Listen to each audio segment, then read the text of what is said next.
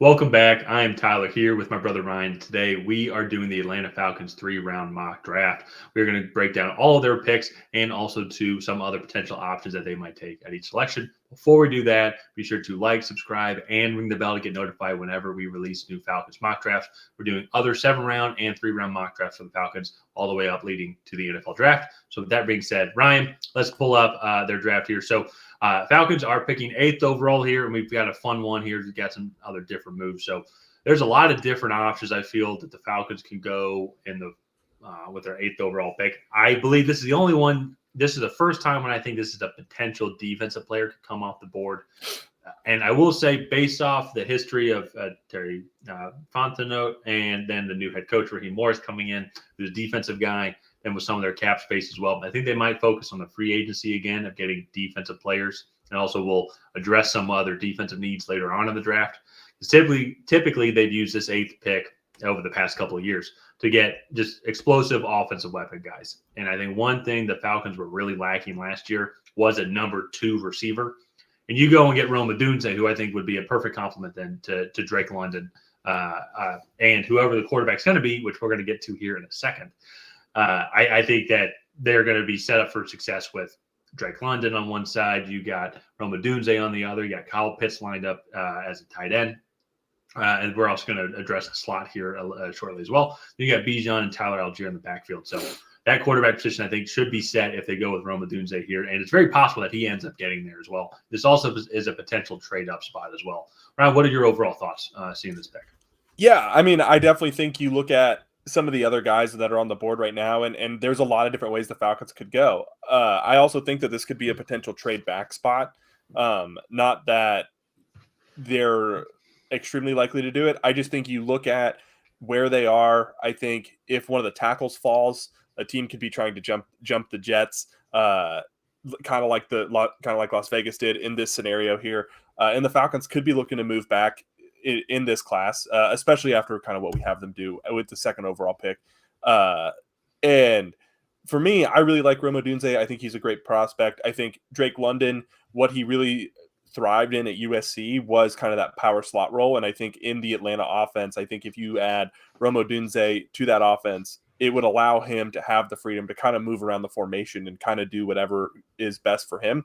And I think he would really thrive in that sort of role while you have a true X, an explosive true X in Rome Odunze to really kind of stretch the field and go after some jump balls.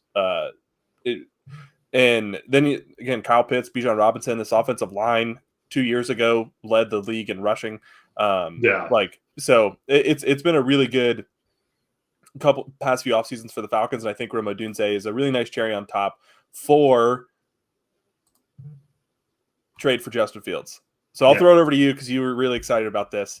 But yeah, I did some research here and also looked up some other guys' opinions online. There was a great guy that posted on Reddit, and he broke down the top 10 pass QB trades and what each one was for, based off even then to the quality quarterback that it was. And the average was about a 2nd rounder plus then a day 3 pick and maybe even a little bit more after that. And I think that is fair because in this mock draft as well, we do have Chicago drafting Caleb Williams, which means that they would move on from Justin Fields. So our conversation was, who do we think are some of the options and some of the teams that would be appropriate for Justin Fields to trade for? And I think Atlanta is one of those clear prime candidates. One, he's a Georgia boy. He grew up not too far from where we're at right now and where we live currently in Woodstock, Georgia.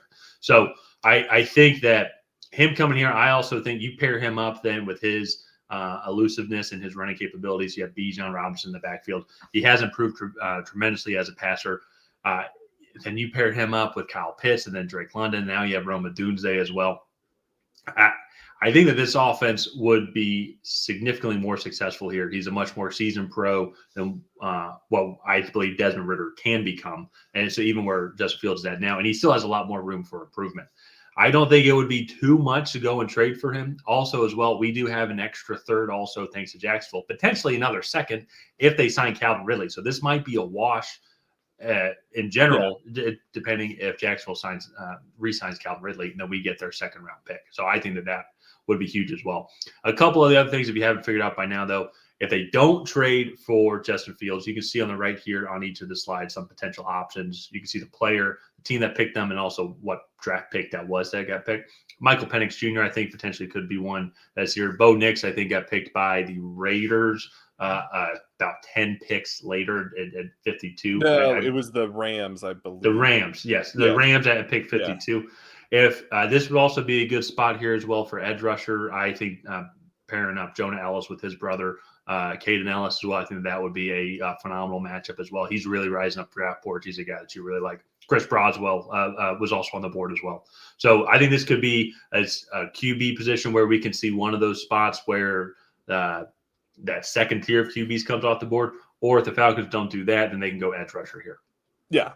No, I think the Falcons are in a really good spot.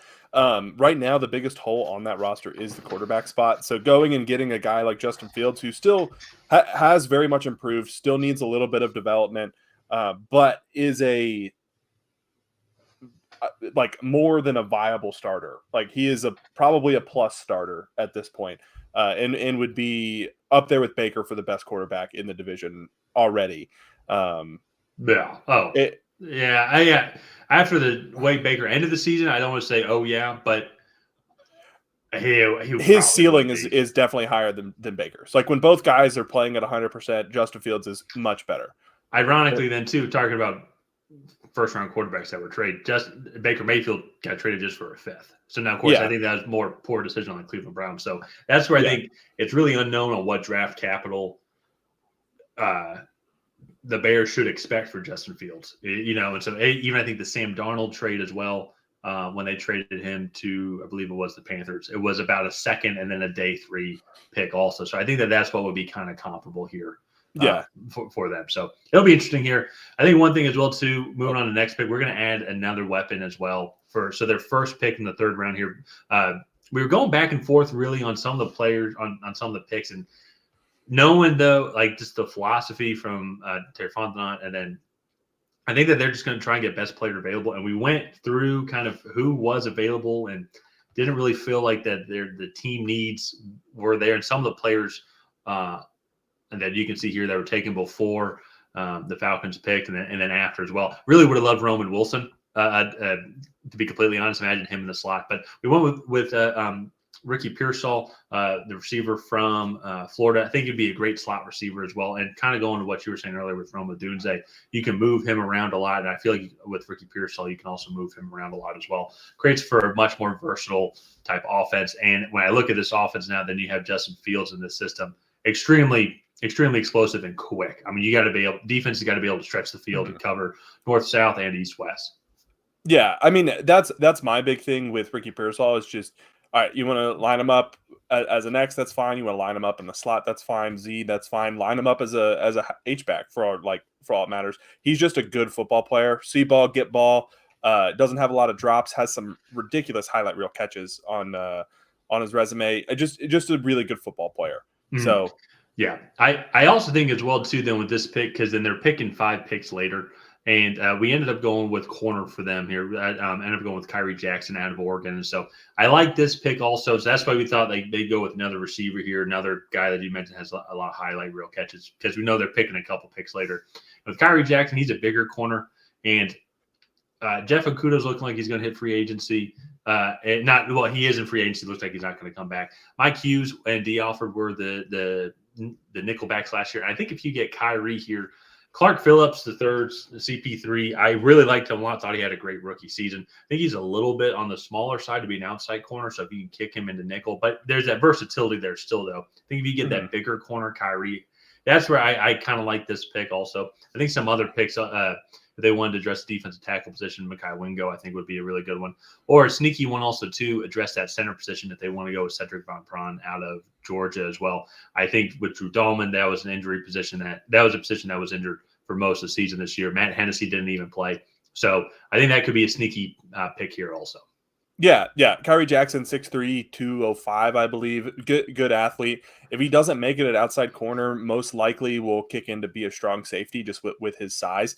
And, I mean, I think either way, he's going to be a good player, a risk worth taking at 79, I think, for a player like that. So Just to kind of do a little recap here, Rome Odunze with the 8th pick. The 43rd pick was traded to Chicago for quarterback Justin Fields. Maybe you guys tack on a 4th or a 5th, but frankly, I think at that point you're splitting hairs, and you're more than okay to do that. Then Ricky Pearsall, wide receiver, at the 74th spot, and at 79 you have Kyrie Jackson, the cornerback. I think this would be a fantastic outcome. I mean, honestly, probably a dream scenario for Falcons fans. You get the quarterback that you want, you add a couple offensive weapons, and you build some depth on the defensive side of the ball, and you still have all your day 3 picks plus the free agents that they're going to sign that we don't know about yet. So I would be satisfied with this draft for sure, yeah, especially the 2, getting Justin Fields, getting Rome Odunze. The Ricky Pearsall pick, I thought about like maybe going back and forth. Like I have the draft up here. It's like maybe we go offensive lineman or the only reason too, and one thing that we kind of found out going through this, and this is why I love doing this exercise, is the last edge rusher taken was Adissa Isaac, pick 60 by Buffalo Bills. There wasn't an edge rusher taken until the comp picks to end the 3rd round. So there was no just really good options. They would have all been clear stretches.